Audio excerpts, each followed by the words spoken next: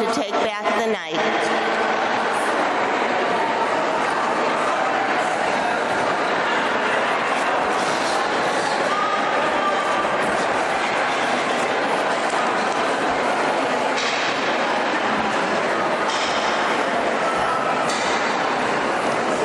We're going to begin our program. Thank you all for coming this evening. On behalf of the entire Take Back the Night Committee, myself, Bonnie Horn, co-chair, with Lynette Shea, co-chair, we welcome you to the 18th annual Will County Take Back the Night Vigil and March against violence to women. We would like to thank some of our sponsors and welcome some of the elected officials that have taken time out of their busy schedule this evening.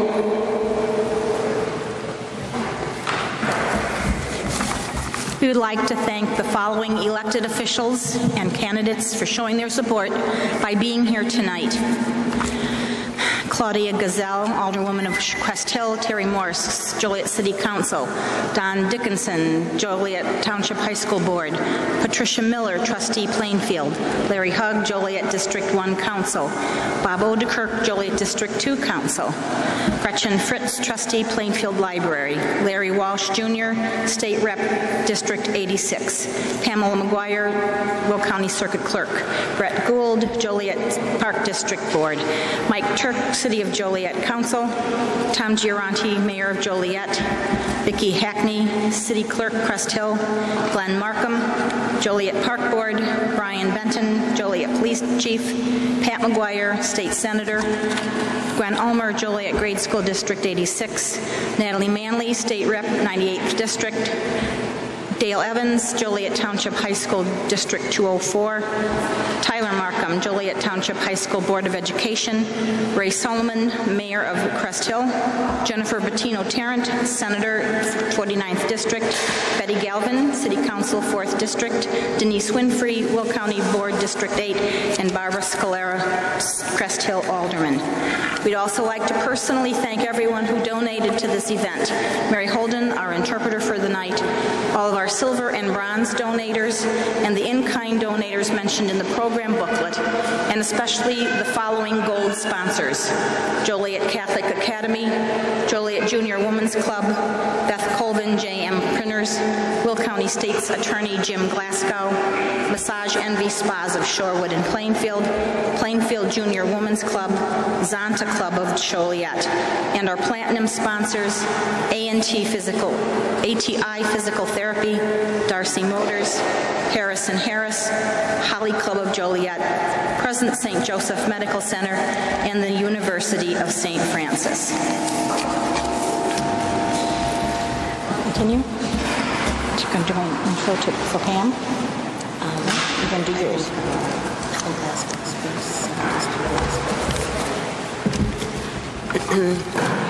This year, we would like to honor a member of the community for their commitment to take back the night. And at this time, I would like to ask State's Attorney Jim Glasgow to join me on stage.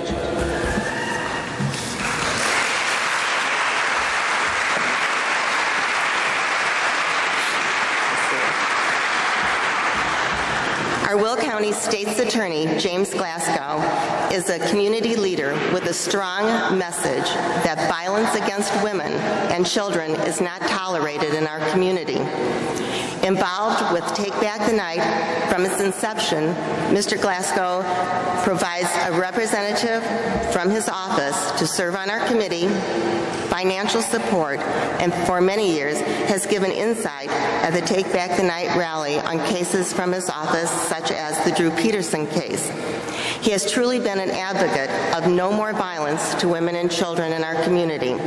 On behalf of the 2014 committee and the 18th anniversary of Take Back the Night, please join me in congratulating Will County State's Attorney Jim Glasgow for his support of our efforts.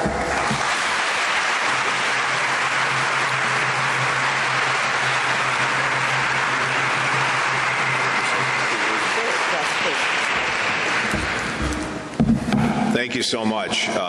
This group does work tirelessly to bring the public's attention to violence against women. And I just want to mention that with the help of Chief Judge Richard Shainstead, we're expanding our domestic prosecution unit. We're going to be able to add 2 attorneys to help fight this battle. But that's on the back end. Where we really have to focus is on getting the resources necessary to empower women to leave a situation when it is a cycle of violence. So many times across the country, 911 is called, but by the time the case goes to court, the woman has been subjected to financial, emotional, and physical intimidation by the abuser, is dependent on the abuser for housing, shelter, for housing and food, care for their children, health insurance, inextricably tied. So to just say you need to get out of that relationship doesn't work. But if we had the right line of cooperation throughout our community where we could offer transportation, housing, daycare, an educational track, and employment, those 5 things we could do. And Joliet Junior College has a program, we call it the Lighthouse Program. We were hoping to get that on track to send people out to Joliet Junior College for that educational portion. And just down the street is the YMCA for daycare. So there's pieces out there that if we can pull them all together, as we all know, the government just doesn't have money to solve all of our problems, but we at the grassroots level can do it. So in coordination with law enforcement in our office, hopefully in the next few years we can see this blossom and we can save a lot more women who have been subjected to this violence. Rebecca Mercado is one person that really stands out. She was beaten for 24 hours with a metal rod by her husband and was able to call 911, and they saved her. She probably would have died of shock had they not arrived. Her husband was convicted of aggravated battery and sentenced to prison and then removed from the country. She's at Joliet Junior College studying nursing, and after going through the groundwork program at Guardian Angel, she went from a woman with no self-esteem to a powerful woman who is very intelligent and is going to be very successful in raising her 3 young daughters. So this is what's possible when we all work together. And you have my commitment. I'm going to continue to work with you and make sure these things happen. And thank you so much.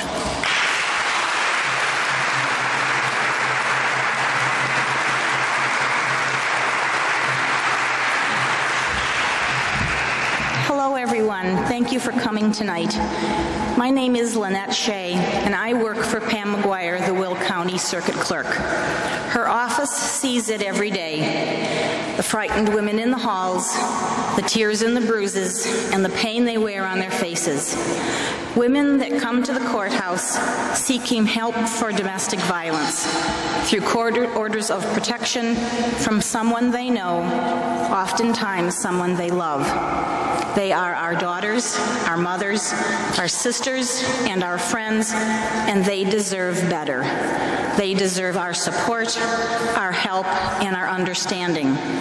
We at the Circuit Clerk's Office continue to support Take Back the Night through our annual fundraiser that benefits these victims.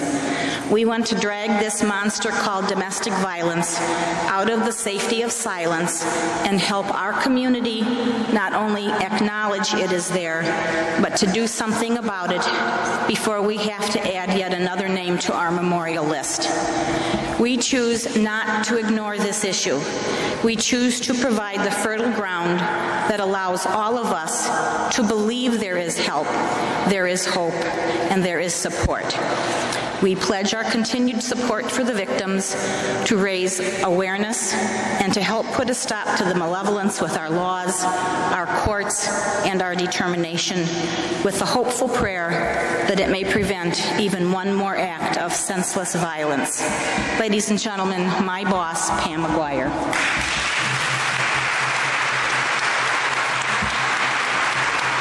Thank you. I want to echo exactly what Lynette said. I couldn't have said it better myself. And on behalf of the staff of the Circuit Clerk's Office, it gives me great pleasure to present a check, even though this one's cardboard, the other one will be real, for $3,442 to help provide awareness to the victims.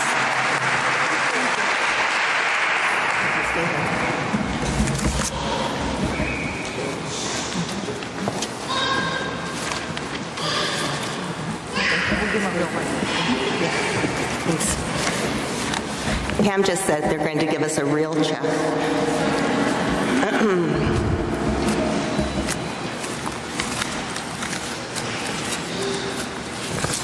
Although much attention has been given in the news to male athletes and violence to women, this issue crosses all income,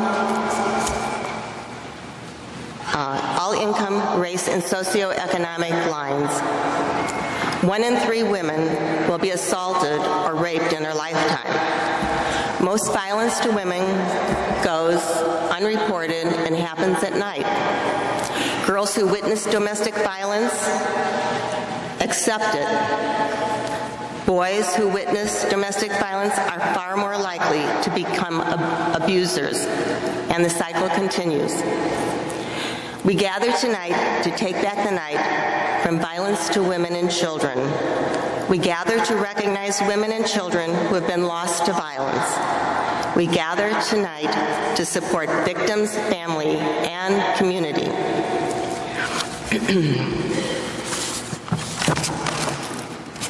Got my pages mixed up here. Although we had planned to do a balloon launch early in the program, the weather did not cooperate. So we are going to be receiving, you are going to be receiving as you leave this evening, a balloon. Now, if we are able to complete our march and the weather cooperates at that time, you can take it with you, you can release it outside and on the march, or you can take it home with you. If you take it home, we're going to ask that tomorrow morning, as the night has passed, that we ask you to release the balloon, shout, take back the night, or the name of someone that you know that's been a victim, and release the balloon into the sky. At this time, I would like to ask Natalie Manley to step forward. State Representative Natalie Manley. It's a tongue twister. It is a tongue twister. I'm going to take my water. Good evening. It's my honor to be here with you this evening and to introduce the speakers. Sherry Anicich. Sherry, a mother of 3, obtained her master's degree in social work from Governor State University. To fill her passion of helping others, Sherry was a board member of the Joliet Junior Women's Club and chaired the Joliet Juniorettes. She currently has her own practice performing grief counseling. She was continuing her education at the Midwest College of Naturopathic Medicine and preparing for her granddaughter's arrival when tragedy struck. Today, Sherry is on a journey creating a legacy in her daughter's name dedicated to helping others. Would you please welcome Sherry Anicich?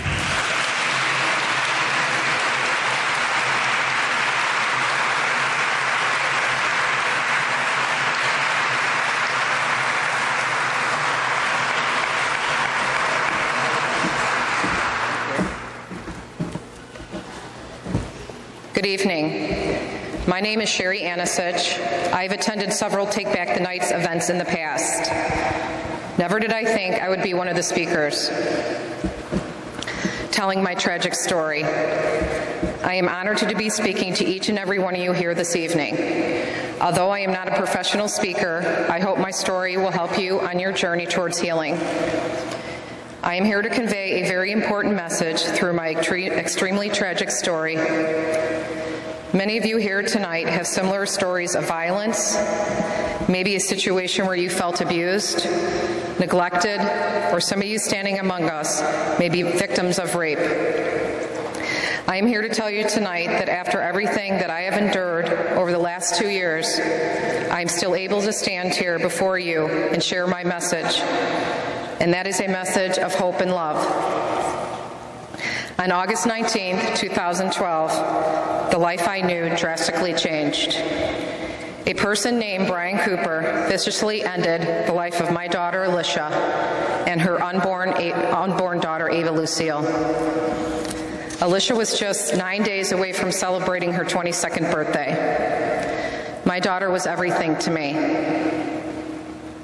We shared an unbreakable bond. She was always kind and compassionate to everyone she encountered. Alicia wanted to be the first person to help others, which is probably why she chose a law enforcement field while attending Western Illinois University. Alicia was just a semester shy from graduation. She was a wonderful sister to her 3 brothers and 1 sister. They looked up to her and wanted to be just like her. Her smile truly could light up every room she entered. She was not only beautiful on the outside, but her inner beauty shined. Alicia was so excited to become a mother. I was so happy to become a part of that excitement and become a grandmother. I was a single parent for many years after having Alicia. Any single parent here can attest that you do have a special bond with your child when raising them alone. Alicia and I were on our own for 8 years before I married my husband, Joe. She and I used to always say to each other that we were 2 peas in a pod. We went everywhere together. When she first told me of her pregnancy, truthfully, I was concerned. I knew firsthand how difficult single parenting can be. But Alicia was too excited to worry. She said, I can choose to be happy, or I can choose to be sad, and I choose to be happy. She took such terrific care of herself and Ava, and she was never so happy in her entire life. She had that beautiful glow so many pregnant mothers have. She already had purchased her crib and baby clothes all in anticipation of her baby Ava. She loved her baby more than anything and couldn't wait for her to be born. My emotional pain is very hard to describe unless you have lost a child to murder. Even my words can barely describe what I feel on the inside. My pain is utterly soul-wrenching. My mind can hardly go to the horror of what happened.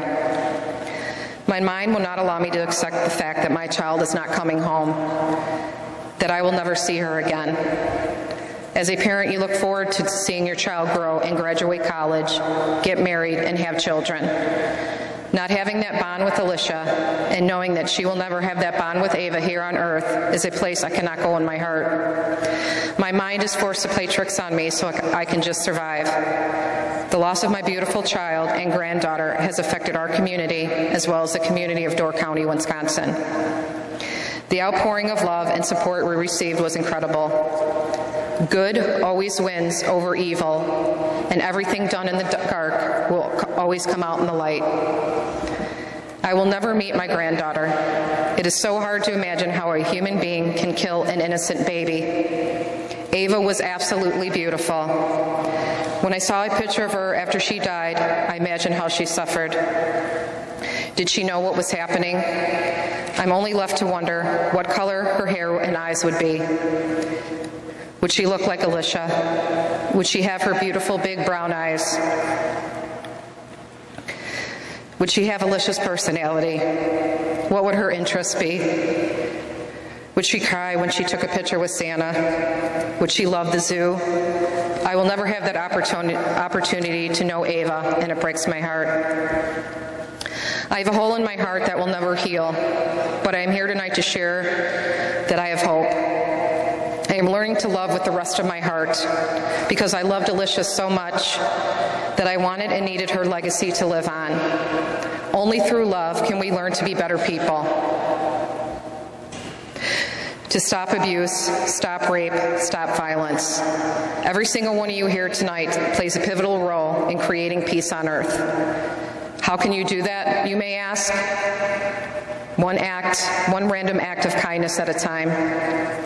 I do not believe that people are born with evil hearts. God makes us all out of love in His image. We need to be kind, compassionate, and loving to others all the time, even when it's difficult. I have discovered over the last 2 years that true compassion is hard to find. There is so much hatred in the world, which doesn't have to be if we just treat each other with love. You can't turn on the television without witnessing the evil acts of our world.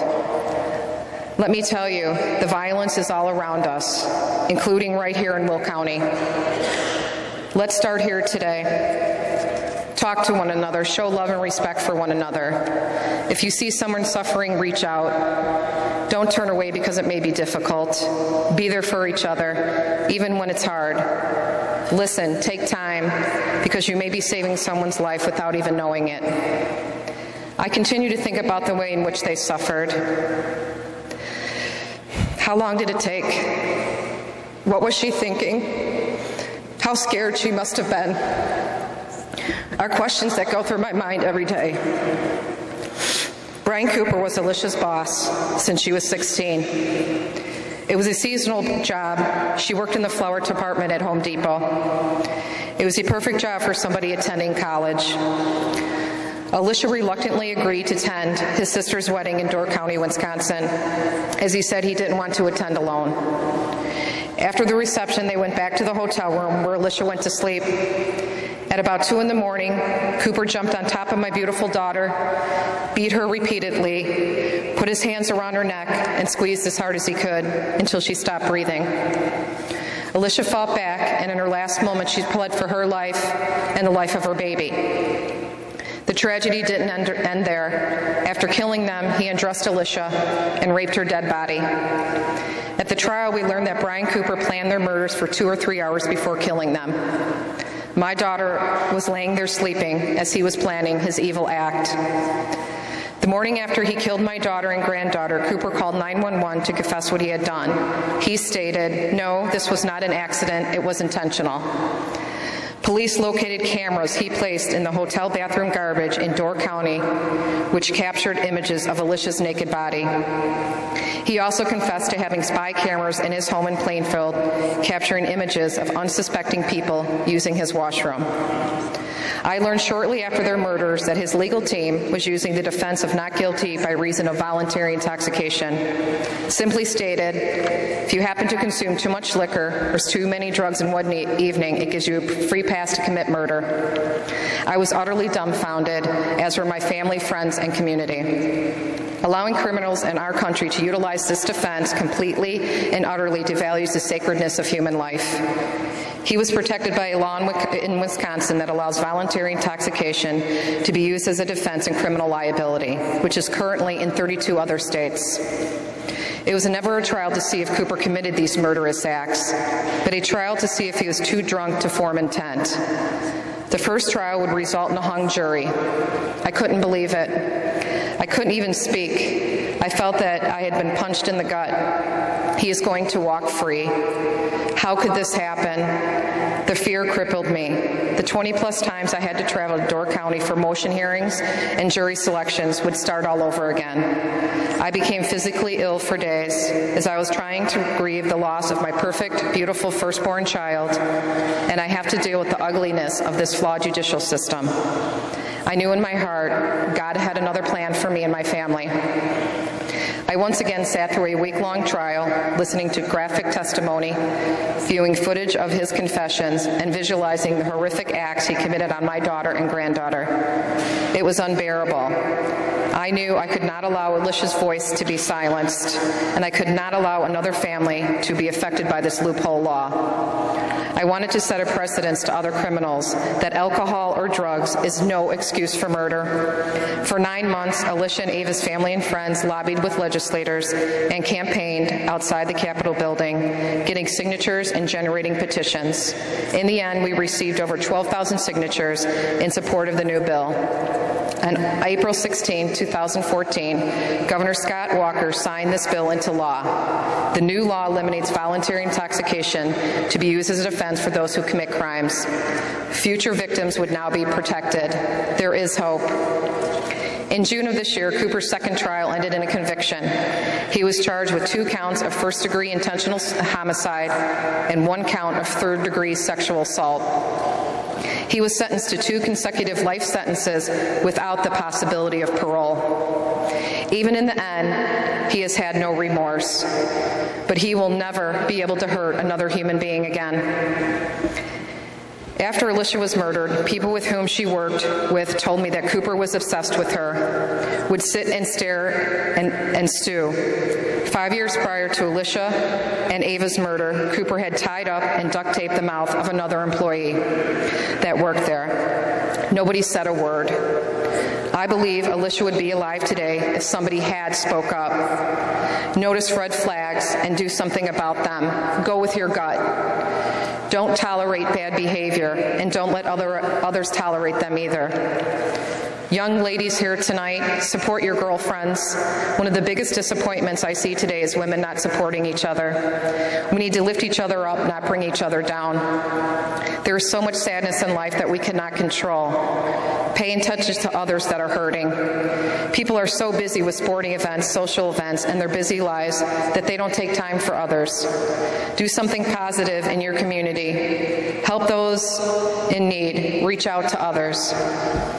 People often ask me, how do you do it? How do you live every day without your daughter and granddaughter? I will tell you where my strength comes from. When I sat in the pew at my daughter's funeral, I could not stop staring at the crucifix. I thought to myself, the Blessed Mother knows my pain. Her son was murdered just as my daughter was murdered. She knows how I feel. I prayed to the Blessed Mother to help me. This pain was too immense to bear alone. That day, the Blessed Mother came into my heart. I wonder how she made it through every day. I read every book I could on the Blessed Mother. There have been many apparition messages throughout the world from our Blessed Mother. They all share the same message, to love. The Blessed Mother said, use love to govern and to seek solutions to all problems. I try to live this every day. How do I learn to love when my heart is filled with anger? Prayer. That is all I have left.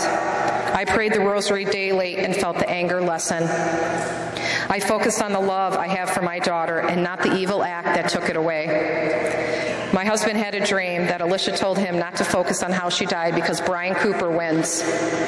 We wanted love to win, so we started a foundation called the Purple Project, my daughter's favorite color. When I found out the color of this year's Take Back the Night was purple, I wasn't surprised. It was just another confirmation that I'm on the right path. Through Love and Hope, we have distributed over 4,000 handmade purple rosaries in memory of my daughter, Alicia. So thousands can pray to the Blessed Mother for hope, love, protection from evil, and peace. I have an annual baby bottle drive in memory of my daughter, Alicia and Ava, every year to help unwed mothers care for their babies. Donations from the drive also support expecting mothers through the Waterleaf Center in in Aurora. We have a scholarship through the Joliet Juniors Women's Club in Alicia and Ava's name to assist incoming freshmen who already have entered college. Through the Purple Project, we hope to open up a home called the Alicia and Ava House of Hope, where moms and their babies will live and learn the skills needed to succeed on their own. Alicia tells me every day not to focus on how she died, choose to do good things. If I can find the strength to do it, I know each and every one of you here can. Even through my pain, I have hope. You can too. I grieve every single day for Alicia and Ava. I miss Alicia so much. I miss our talks, our friendship, our laughter. I miss our shopping excursions, our yearly mother-daughter weekends away, and our lunches together. I miss her teasing me, and me teasing her, hearing her giggle, watching her mature. I miss her talking to me about her baby and her plans for the future. I miss her asking me for advice and my opinion. I miss being my daughter's mother. God now has me on a different path. I am a different person. I was put on this earth to serve, and I realize that more than I ever have. God has his hand in all of this. We all need to take time to quiet our minds and open our hearts to love one another. Oftentimes, this means an act of forgiveness. Only then can we begin to heal. Brian Cooper's sister Kellie's, whose wedding they attended, reached out to me after the first trial. She wanted to talk. At first, I was so bitter and angry. In my head, I partially blamed her for what happened to my daughter. Why didn't she know her brother was a monster? Couldn't she tell that something was amiss at the reception? I was constantly looking for answers when I couldn't wrap my head around what had occurred. I was very angry at the thing that she had stated in court on the stand during the first trial.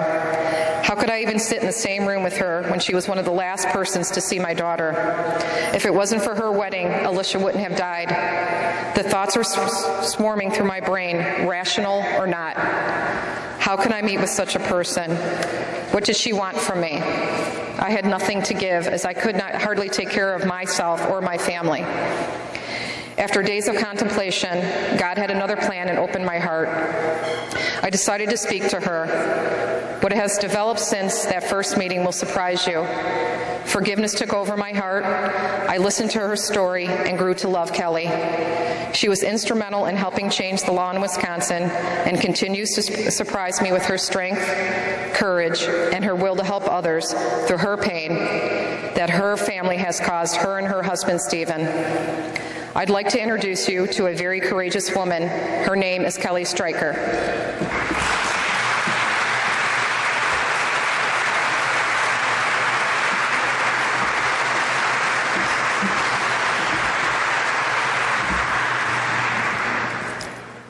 Kellie Styker. Kellie is a licensed medical social worker at a local community hospital where she specializes in discharge planning, mental health, substance abuse, domestic violence, and elder abuse.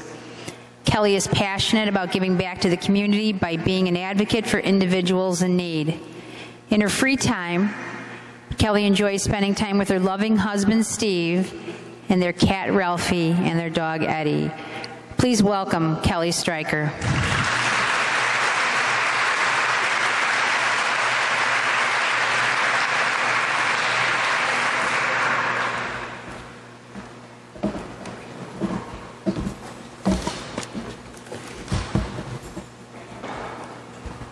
Hello, everyone. My name is Kellie Styker, and I'm a licensed social worker at a local community hospital, not a public speaker. I get nervous in public settings and often volunteer someone else to speak on my behalf. However, this day was an opportunity given to me in order to teach others that there is hope on the other side of fear. Never let fear decide your fate are lyrics from the popular song, Kill Your Heroes by AWOL Nation. To me, they are more than just lyrics. They are a powerful reminder that the presence of fear is nothing more than an assumed belief, feeling, or emotion that can be diminished once you start believing in who you are as a person. The song simply implies to let go. Let go of your heroes, your inspirations, and the shadows that you often stand in. The only way to live life is by being able to accept yourself for the person that you are. If you truly believe in yourself, then you won't need heroes because you can be your own. My life has been far from what most people would consider normal. Throughout my childhood, I've witnessed physical abuse at the hands of my father, was sexually abused by my grandfather, and suffered years of mental abuse by my mother. I was never allowed to make my own decisions. I could not express myself and was made to feel that I would not succeed in life. I was never good enough. She did not understand the meaning of happiness and refused to see the good in any situation. Throughout my life, my mother talked down to me, refused to acknowledge my accomplishments, and instilled overwhelming fear that I would never get through life without her. She was controlling and made me feel worthless. Misery loves company, and my mother intentionally made my life miserable. It was not until recently that I finally broke free of her manipulation and abuse. I stopped all contact with her and my immediate family. It was the hardest but healthiest decision I have ever made in my entire life. I learned that blood does not mean your family, because family is more than blood. It is the love and support from anyone who wants to see you happy. Trust has always been a hard concept because the people who I thought I could trust have failed me in one way or another. Thankfully, God brought my husband into my life. He has been the one person to break down my walls and show me the meaning of love, trust, and honesty. However, when when my husband and I were dating, he went into cardiac tamponade and needed emergency surgery to remove the fluid that was building around his heart. If he didn't have immediate surgery, he would have died. The possibility of losing the one person who loved me without reason brought on debilitating anxiety. As a result, I suffered from overwhelming and unrealistic fears. In hopes of extinguishing my anxiety and living a normal life, I tried medication, therapy, and relentlessly searched the internet for the miracle cure. I never stopped to realize that the answer I had been so desperately searching for had been staring me directly in the face all along. I needed to remove the fear. On Valentine's Day 2008, while attending Northern Illinois University for my undergraduate degree in graphic design, a man opened fire on an unsuspecting oceanography class, killing 5 people and injuring many others. Following the shooting, I witnessed my university come together and persevere through pain, suffering, and overwhelming emotions of sudden and tragic loss. Social workers from many different towns traveled to Northern to provide support to the students. After witnessing the social workers' generosity and compassion towards others, I decided to switch my major so I too could help others. During my second internship, I found out that my supervisor was one of the social workers that had traveled to Northern after the shooting. To this day, I consider that a confirmation that I'm on the right path because I was given the opportunity to learn from someone who kindly gave her time to those in need. Fast forward to August 18th, 2012, my wedding day. My world as I knew it came crashing down. After the reception, my brother, the person I chose to walk me down the aisle, cold-heartedly murdered his friend and employee, Alicia Bromfield, and her unborn daughter, Ava Lucille. From that moment, the perception I had on my family began to slowly unravel. I wholeheartedly trusted that my brother would take responsibility for his actions and prevent a trial, but once again, my trust was destroyed. During the first trial, I was threatened by my brother's attorney to be a witness for the defense. I was told that I did not have an option and could face jail time if I refused. I repeatedly told my family that I did not want to be put on the stand. I was fearful and overwhelmed by my brother's horrific actions. I felt hopeless. Initially, I allowed the manipulation of my mother and the overwhelming fear of what had just occurred to consume me. My mother was in denial. She refused to believe that her son was capable of doing something so horrific. In order to help her come to terms with reality, I encouraged her to seek therapy, but instead of going for herself, she used it as a way to manipulate my feelings.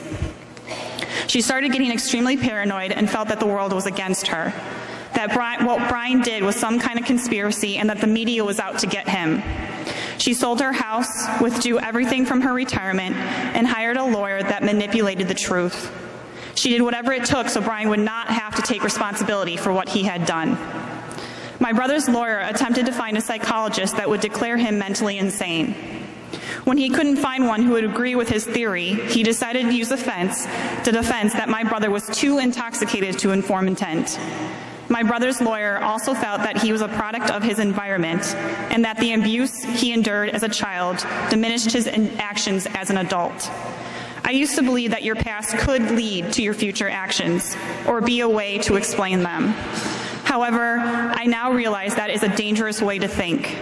Essentially, it takes ownership of your actions and puts blame onto others.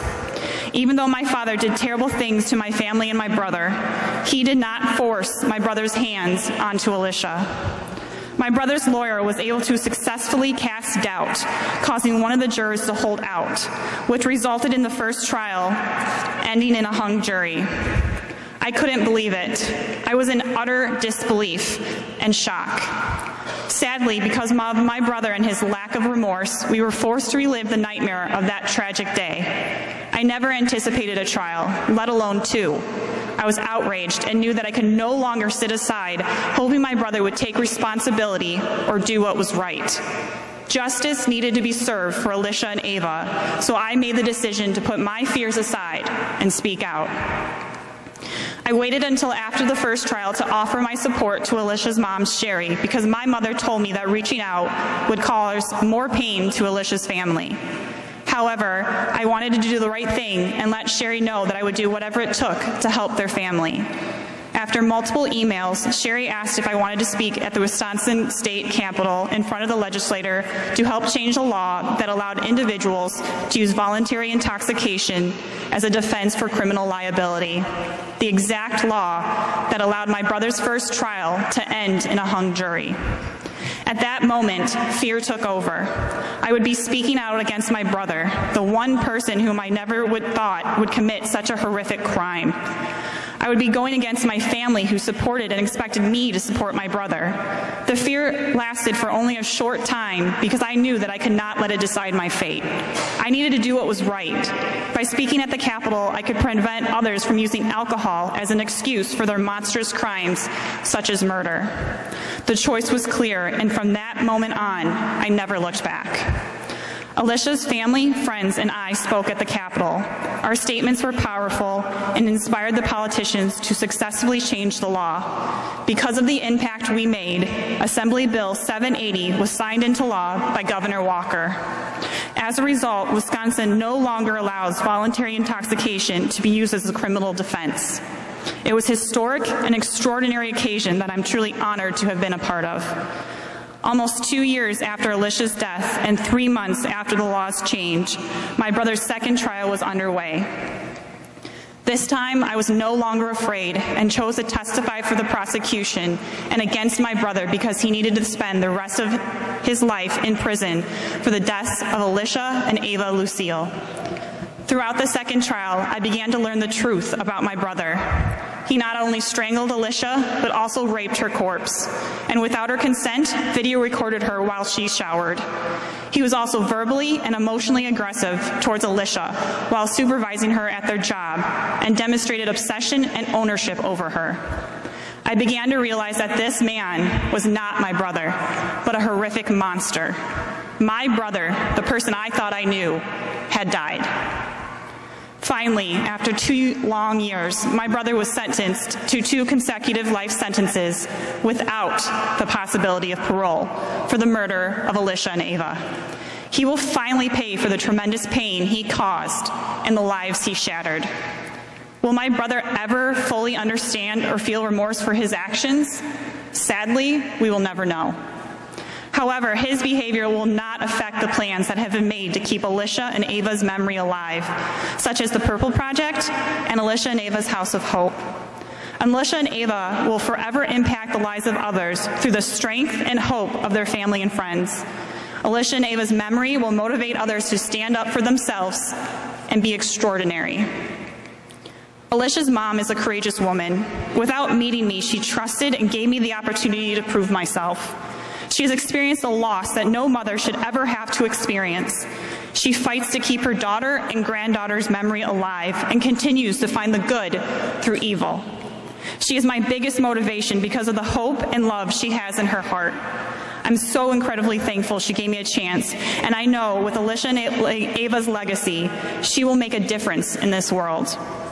If you take away anything from my speech, please remember that fear is an emotion which can be defeated. You have to remember that fear is not real. It is a product of the thoughts you create. Danger is real, but fear is a choice. I'm living proof that despite abuse, hardships, and unforeseeable tragedy, fear did not decide my fate. I have conquered my fears and blossomed into my own person. Today, I can finally say that the decisions I make are mine and mine alone. I will no longer live in another person's shadow or be influenced by someone else's decisions. I have overcome fear and became my own hero. It's easy to do if you believe in yourself. Eleanor Roosevelt once said, "You gain strength, courage, and confidence by every experience in which you really stop to look fear in the face." You are able to say to yourself, "I have lived through this horror. I can take the next thing that comes along." You must do the things you think you cannot do. Since music has always been a source of my inspiration in my life, I will leave you with the lyrics from the song "One Day" by Anicich. Sometimes I lay under the moon and thank God I'm breathing. Then I pray, "Don't take me soon, 'cause I'm here for a reason." Sometimes in my tears I drowned, but I never let it get me down. So when negativity surrounds, I know someday it'll all turn around. Thank you.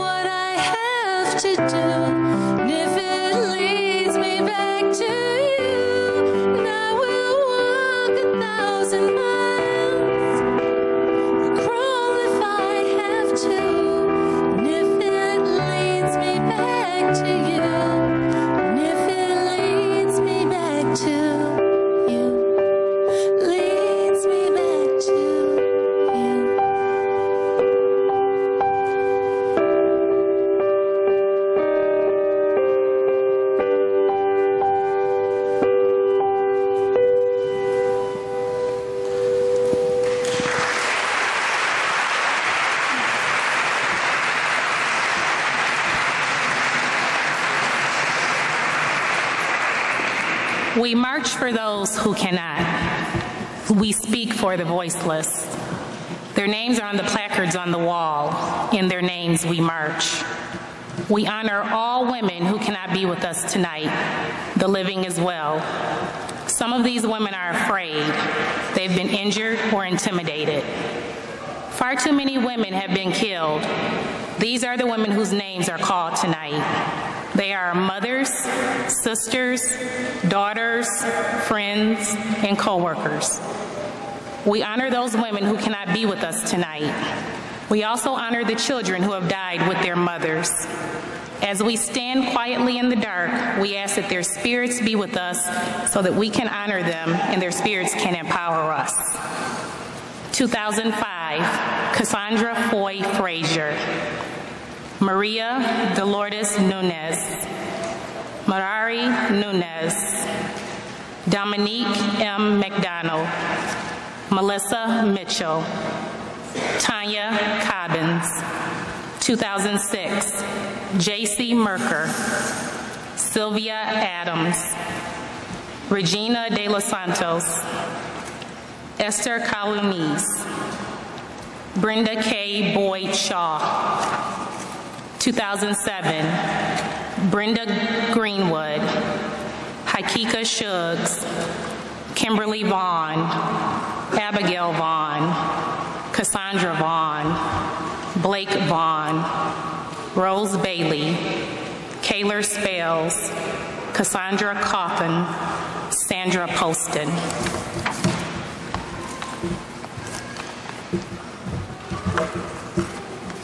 In 2008, Rhonda McFarland, Jennifer Bishop, Carrie Chiuso, Sarah Zafransky, Connie Woolfolk, Diana Chavoy, Ladina Height, Hattie Smith. 2009, Brittany Brooks, Monica Timar, Angela R. Charles, Kashia Tate, Hallie Burton, Nicola Williams, Sabrina Clement, Lakita S. Felton, Tashika Smith. 2010, Therese E. McCauley, Nicole A. Rodriguez, Nevaeh S. Hunt,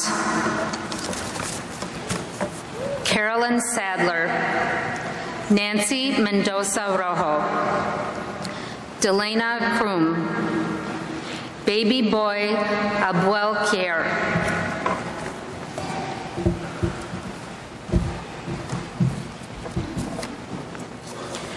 2011, Kathleen A. Lewis, Winland T. Tida, Shirley Marzel.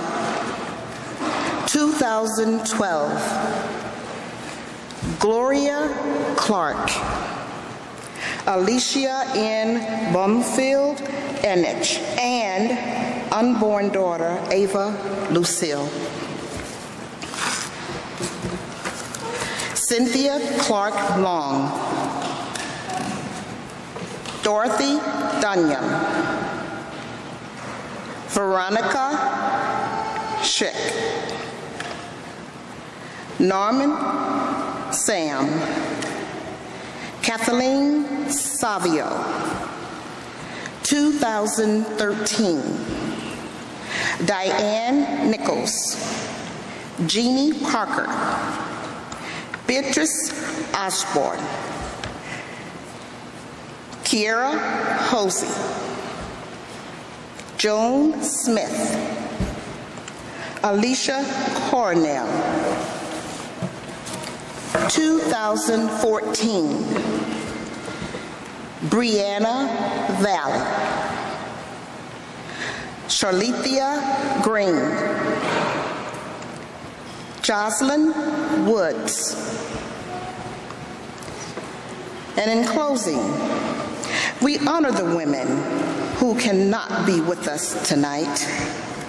We ask our sisters who have gone before us to give us strength and hope. We ask the gathered to remember their names. We promise to be their voices. The march will begin at the sound of the drums.